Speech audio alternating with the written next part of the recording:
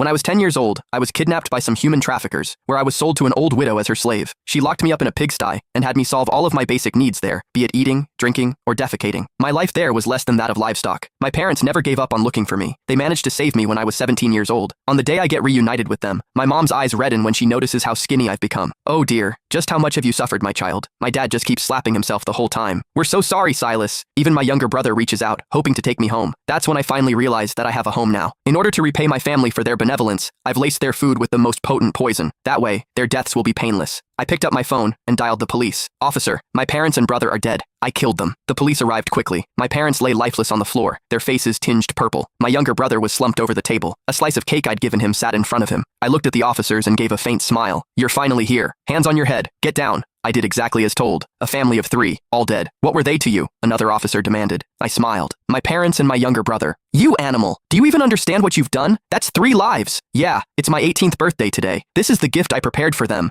I said innocently, blinking. And I didn't want them suffering from the poison, so I made sure to use enough to kill an elephant. An older officer finally lost it. You'll pay for this. The law wouldn't let you get away with it. Just wait. You're getting the death penalty. I wiped the smile from my face and nodded seriously. Good. The sooner, the better. Just then, a tall woman with a stern expression walked into the scene. The other officers greeted her. Captain Larson. She scanned the crime scene, then fixed her sharp gaze on me. Are you the killer? I nodded eagerly. That's right. It's me. I've got the receipt for the poison in my backpack. My fingerprints are on the bowl. I locked all the doors and windows, so there shouldn't be signs of anyone else coming in. Holding out my wrist toward them with bright eyes. Go ahead and arrest me. Don't think your age is going to save you. You're getting the death penalty for this. Captain Larson frowned and snapped. That's enough. Step back. Take him back to the station. We'll interrogate him there. An officer stepped forward. He cuffed my hands. I just followed them downstairs. The neighbors had already heard what had happened. People crowded the hallways. The moment they saw me, they pointed and whispered, "That kid's a monster. His parents worked so hard to bring him out of the mountains, and this is how he repays them? He poisoned the whole family. They should have just left him there to die." I listened to their murmurs and smiled. Soon, I was taken into an interrogation room. Captain Larson sat in front of me, while 2 younger detectives sat beside her. I casually leaned back into my chair. Can you hurry up and send me to prison already?